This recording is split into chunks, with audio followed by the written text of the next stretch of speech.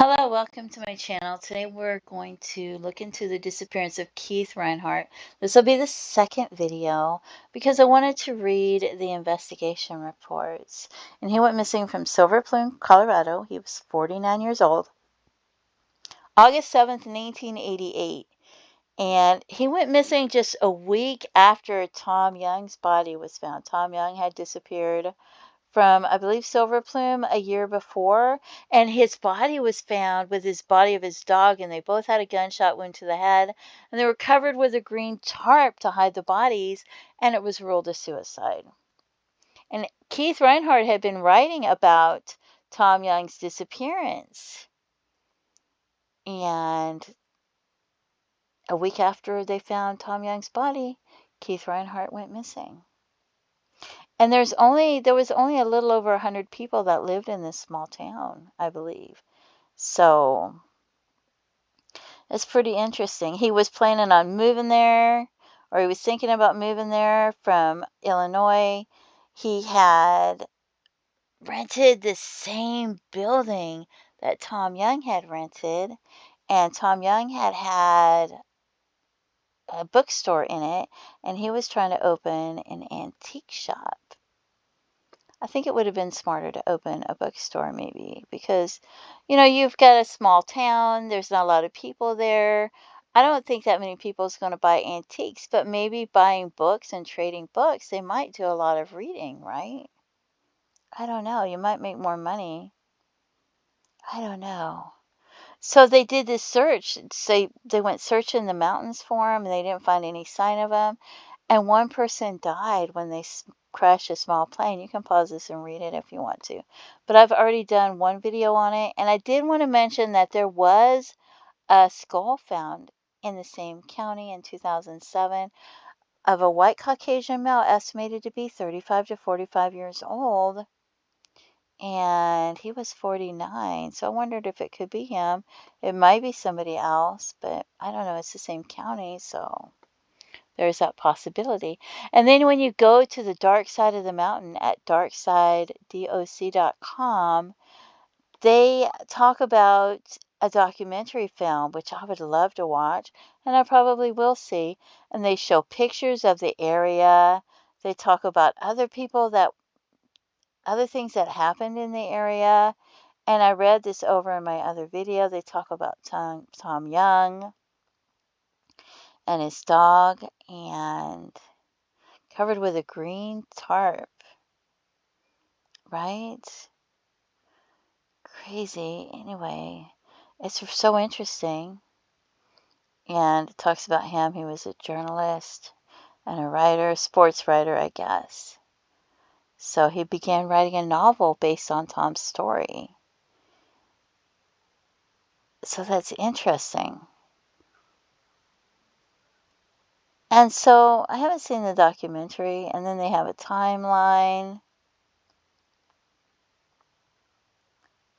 But they also have the case files, and that's where I'm interested.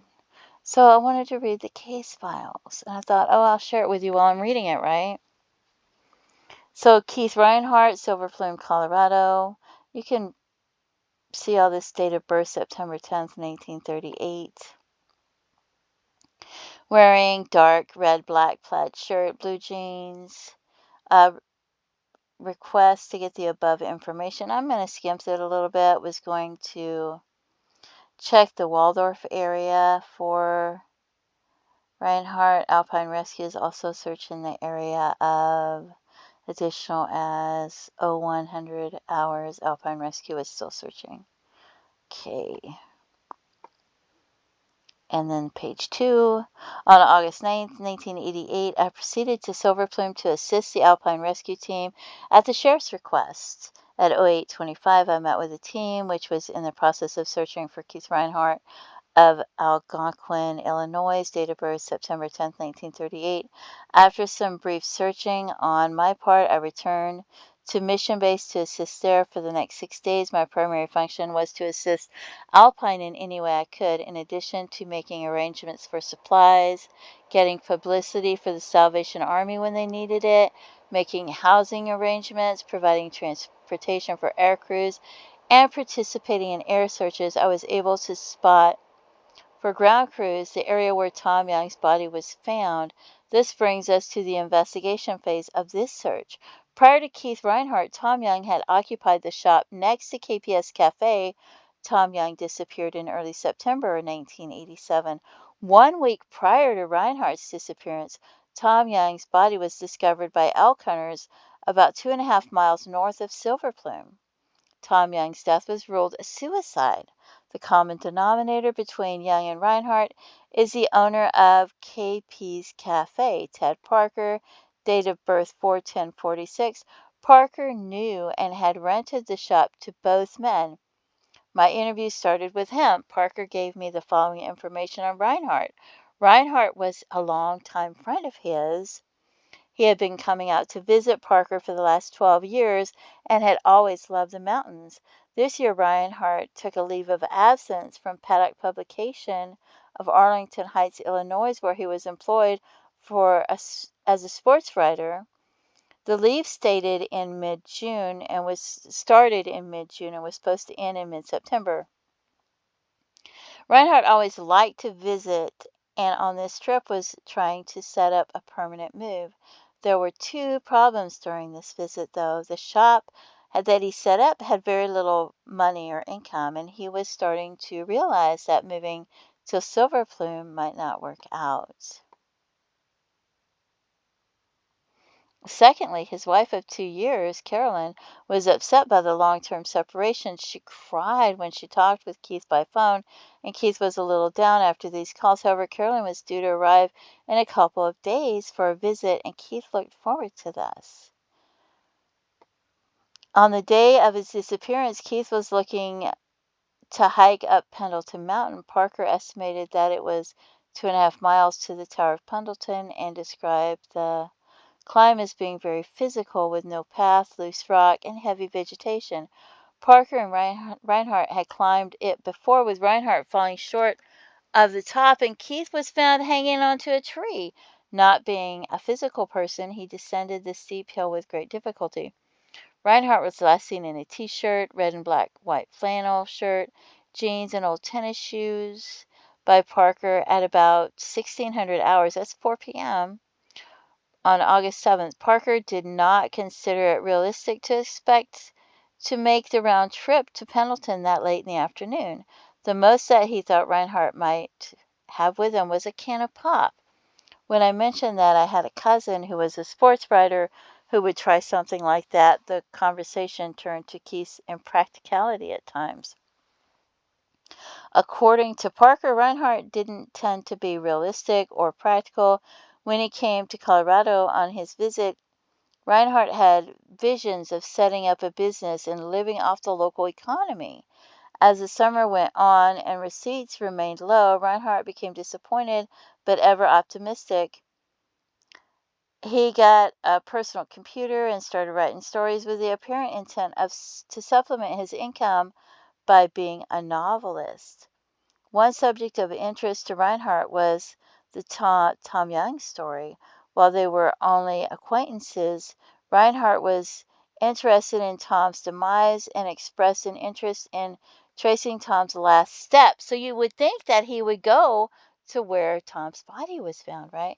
To do a story on him. Reinhardt also tended to romanticize events, at least for the purpose of writing about them. But who wouldn't, right? Because you're writing. You want it to be more colorful. Taking a hike at 5 in the afternoon, which it was actually 4, maybe, I don't know, was consistent with Reinhardt's character, as later information would show. Reinhardt fell short of conquering the mountain in the past, but was determined to win out over it. On August 7th, Reinhardt had an additional handicap to overcome. In addition to not being in peak physical condition, somewhat afraid of heights, and not being very familiar with the way to the top, he was hung over from a party the previous night. The party had been organized by some people from Denver and had taken place in the hall above KP's and drifted over to Reinhardt's apartment, being the church next door. Later versions of Reinhardt's participation in the party had him evaluated as seemed sober to definitely drunk, and as having circulated freely, not talking at length to any one person, to having been in the company of a mystery woman. Who is this mystery woman? What happened to her, and why couldn't they find her? Other than the possible name of Greta Aggression, it is unknown who this woman might be. She was dropped as a lead during the search, since she had returned to Silver Plume to visit Keith after the search was underway and was apparently unaware that he was missing. Attempts to find out who she is have been unsuccessful. During the early stages of the search, residents remarked how Keith had asked them to go hiking with him on August 7th. One was Larry Doherty, 35, Cherokee, Silver Plume, who had seen Keith at noon. Keith wanted to take a hike up a trail at the north of town, but Doherty declined. Keith had apparently suggested hikes to the north and south of town. This information was, so you're thinking that, I don't know, maybe he's trying to trace that guy's footsteps. This information was passed on to the Alpine Rescue Team, and they followed up every possibility to obtain further information, items for Alpine and scent items for dog teams. Reinhardt's apartment was searched for items were noted. The early theory that Reinhardt took the hike to take pictures was dismissed when they found both of his cameras. All film was taken for processing for possible leads. Secondly, some evidence of the party was seen, and some parties whose names were found were called for possible leads with negative results. Also found was a film can which contained a small quantity of pot. Remember that? Those little black, I wonder if it's one of those little black round ones that looks like kind of like a pill bottle with the top pops off. Back in the day, in the 80s, people used to put pot in those. That's how they carried their pot. And they thought nobody else would know, but everybody did it. When asked about Keith's usage of pot, his friends became very defensive. This brings up point 3. Reinhardt obviously has a lot of friends. In the early stages, it was difficult for these people to open up and tell me anything negative about Keith. This originally was a problem since potential leads couldn't be pursued. None of these leads produced any evidence, though. Reinhardt's check register showed a check 3145 for 1,000 was written to Ted Parker. Parker stated that this was for rent of the shop and other monies owed. Reinhardt and Parker being the friends that they are, I have no reason to doubt this. The fourth item is a personal computer. After opening files and printing them, several stories were found which were apparently authored by Reinhardt. At least one of the stories seemed to contain characters which were based on people Reinhardt knew. One paragraph sounded like Reinhardt's description of his own disappearance. Copies of the stories were given to Alpine for possible clues, but nothing specific was found. By the end of the first day, several Silver Plume residents had been interviewed by myself or Alpine, since Reinhardt had last told Perry Davis that he was going up Pendleton Mountain, and since Reinhardt was last seen walking that way, the main part of the search was centered in that area.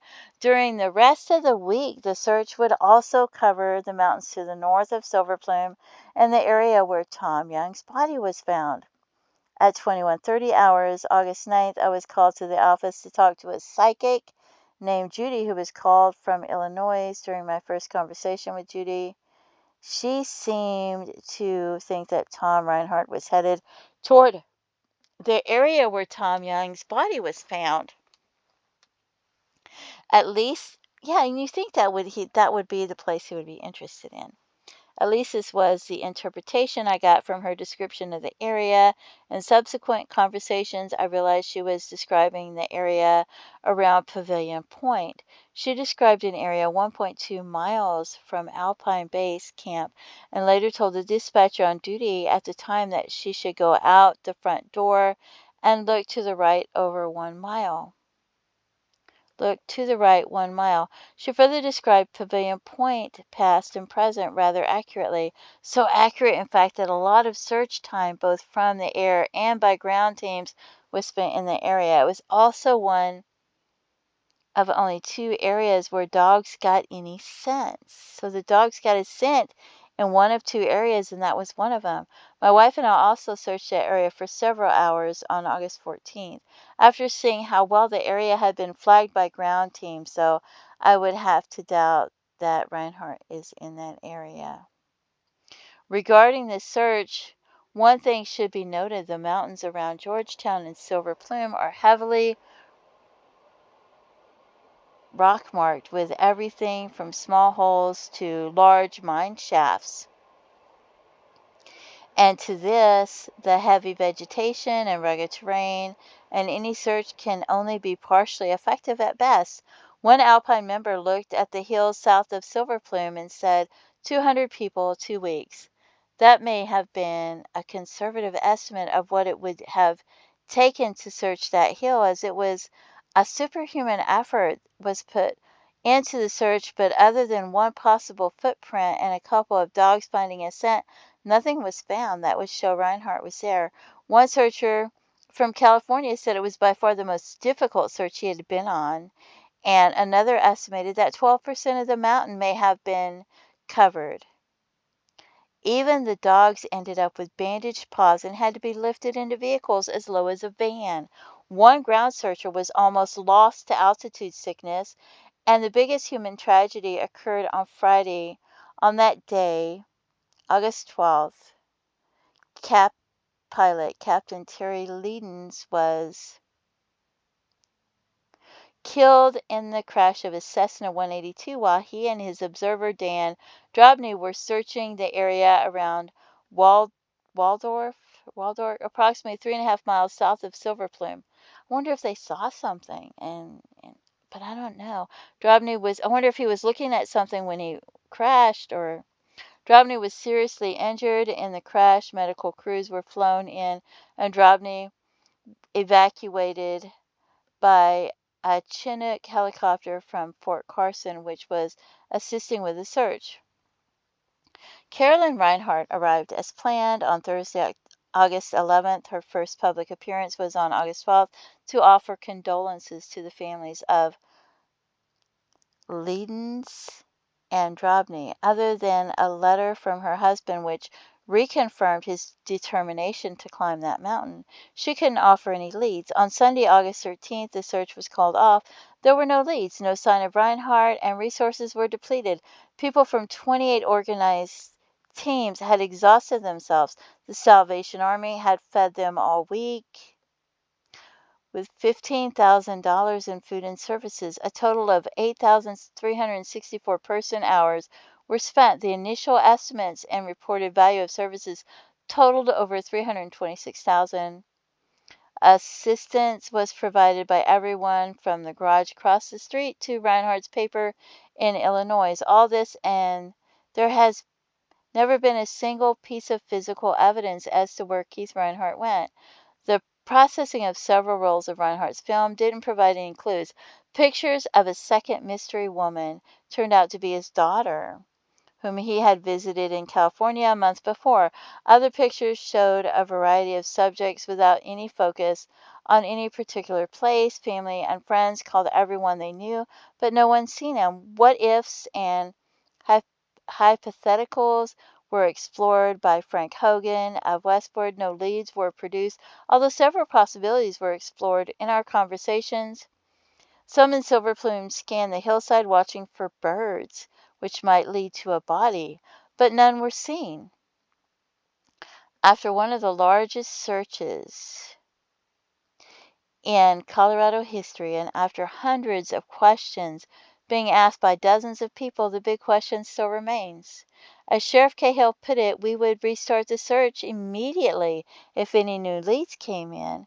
We have yet to receive that new lead. Reinhardt told Perry Davis that he was going to climb the mountain, and nothing I've seen or heard has made me doubt it. Alpine Rescue Team will be back in Silver Plume when the weather clears for training and additional searching until Keith Reinhardt is found.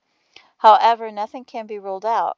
Reinhardt would have gone under I-70 to go to Pendleton Mountain. At that time of the afternoon on a Sunday, the eastbound tourist traffic would be heavy. Someone could have gotten off the interstate and offered Keith an alternative adventure, forced or voluntary. He could have contacted a visitor to the Georgetown Loop Railroad, which is right there. As well liked as Keith was, there may have been someone in Silver Plume who was the exception who followed him up the hill. He could have simply hiked a different mountain or intentionally disappeared or blank, blank, blank, blank, blank. Investigation to continue. So they don't know what happened to him. And so it's interesting. And I wanted to read that. And so that's my second video. And like I said, there was that skull that was found. And here's the CBI page. And you can see my other video if you like. But, you know, he went there, he panned for gold. He had an interest in photography. And he didn't take his cameras with him. So he wasn't trying to take a picture or any pictures. Why would you go hiking with a can of soda? Maybe he didn't have any blank film to take with him. Maybe that's why he didn't take his camera. I don't know. I still wonder because of that body being found a week before he disappeared. I wondered if that's, why he was so interested. Maybe he had talked to somebody at the party the night before, and maybe they had told him something that was interesting that made him want to go hike and look for something. I don't know, and I would like to see that documentary film. But if you have any information, please contact authorities and let them know. Even if it's hearsay, it's not like you're testifying in a court of law. Even if you gave them the information years ago and you're not sure if they still have it, because, it's been a lot of years and they keep information and stored in different ways over all of these years.